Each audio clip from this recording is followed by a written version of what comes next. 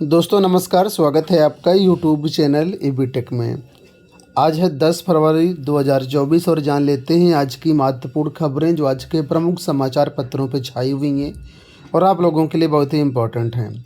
सबसे पहले यहाँ पर अपडेट है ARO बढ़ती परीक्षा को लेकर के। आप लोग जानते हैं 11 फरवरी यानी कल इसकी परीक्षा होनी है और आज के समाचार पत्रों में इसके बारे में सूचनाएँ दी गई हैं।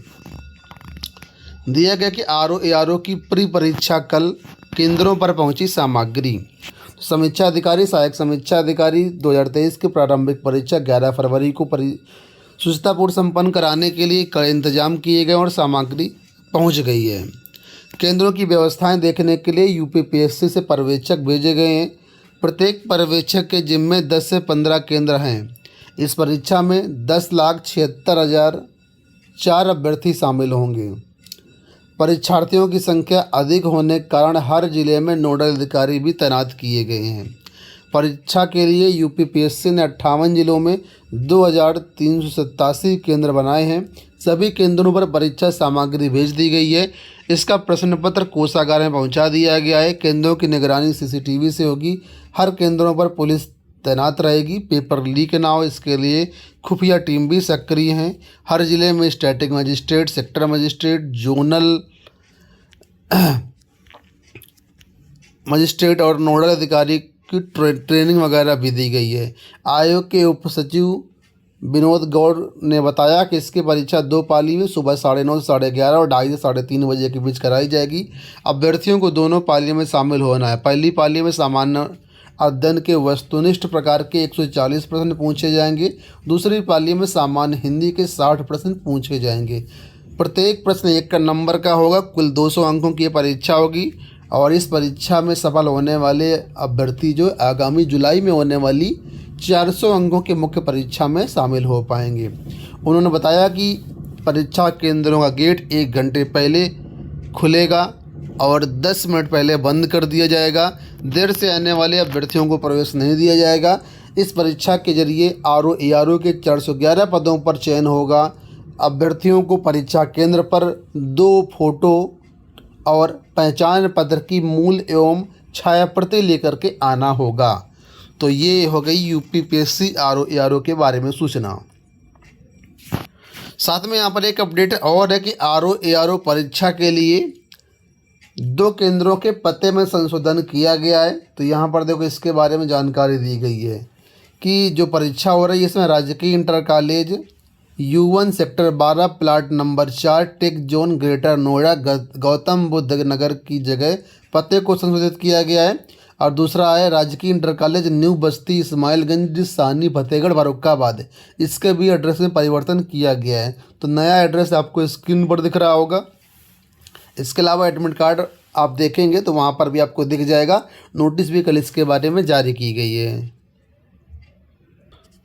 यहाँ पर देखो अपडेट है कि चुनाव आचार संहिता से पहले मांगा नया शिक्षा सेवा चयन आयोग। उत्तर प्रदेश माध्यमिक शिक्षा सेवा चयन बोर्ड की टीजीटी पीजीटी के 4,163 पद और असिस्टेंट प्रोफेसर के 1,072 पदों पर परीक्षा पर नए गठित होने वाले बोर्डों पर ही करवाई जाएगी। ऐसे में परीक्षार्थियों ने मुख्यमंत्री से फिर मांग की है कि नए चयन आयोग का गठन संभावित लोकसभा चुनाव की आचार संहिता से पहले किया जाए, जिससे कि जल्द परीक्षा करवाई जा सके।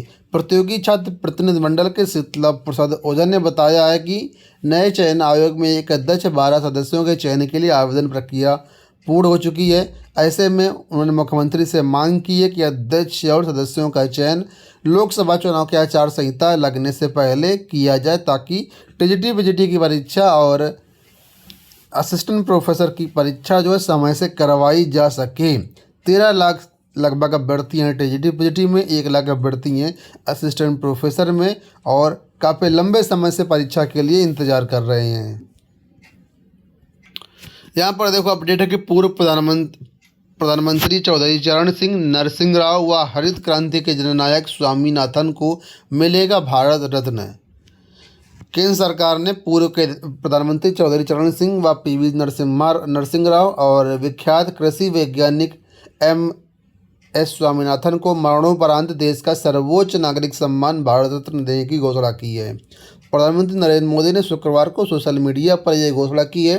चौधरी चरण सिंह की पहचान भारतीय राजनीति में गांव व किसानों की आवाज़ के रूप में है।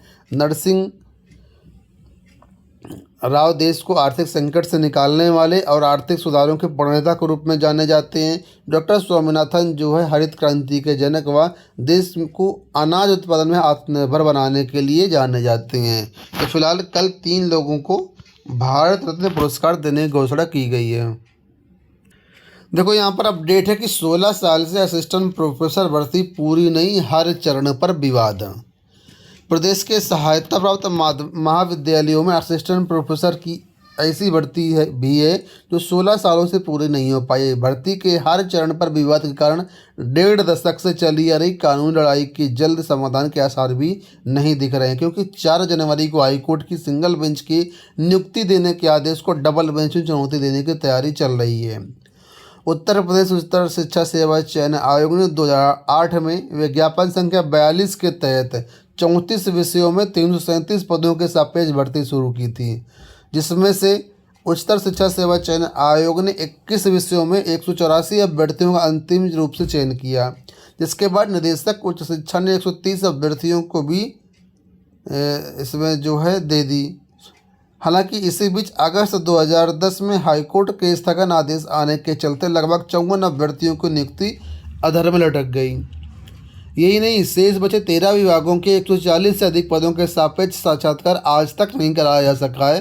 कानूनी विवाद के कारण ही 14 साल पहले पदस्थापित 130 असिस्टेंट प्रोफेसरों का अब तक स्थायीकरण भी नहीं हो पाया है। हाईकोर्ट से आदेश आने के बावजूद ये 54 चयनित अभ्यर्थी नियुक्ति के लिए भटक रहे हैं। हाईकोर्ट ने 4 जनवरी 2023 को 2024 को आदेश दिया है कि ऐसे अभ्यर्थियों को नियुक्ति देकर के 29 फरवरी तक अनुपालन रिपोर्ट दाखिल करें, लेकिन इस आदेश के खिलाफ डिवीजन बेंच में अपील करने की तैयारी है। तो कुल मिलाकर के UPSC की 2008 में जो भर्ती आई थी वो अब तक अधूरी है। यहाँ देखो अपडेट है कि तदर्थ शिक्षकों ने बहाली के लिए उप मुख्यमंत्री को दिया ज्ञापन। उप मुख्यमंत्री ब्रजेश पाठक के आवास पर शनिवार को उत्तर प्रदेश माध्यमिक तदर्थ संघर्ष समिति का प्रतिनिधिमंडल मिला। प्रतिनिधिमंडल ने तदर्थ शिक्षकों की सेवा समाप्ति के 9 नवंबर 2023 को जारी शासनादेश को वापस लेने और तदर्थ शिक्षकों की सेवा बहाली के लिए ज्ञापन दिया। प्रतापगढ़, जौनपुर, अयोध्या, सुल्तानपुर कई ऐसे ज़िले हैं जहाँ से ये नेता पहुंचे थे और तदर्थ शिक्षकों ने मुख्यमंत्री को बताया कि 20-22 साल की सेवा के बाद शासन ने उनकी सेवा समाप्त कर दी है। अब इनको जो है फिर से इनकी सेवा बहाल की जाए और उप मुख्यमंत्री को ज्ञापन दिया गया है। आपका इसके बारे में क्या कहना है बताइएगा। बिहार से देखिए अपडेट है कि 40,000 प्रारंभिक व 6,000 +2 स्कूलों में हेडमास्टर बहाल होंगे।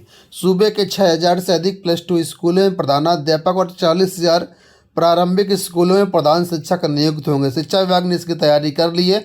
सोमवार को नियुक्ति की अधिसूचना बिहार लोक सेवा आयोग को भेजी जा सकती है।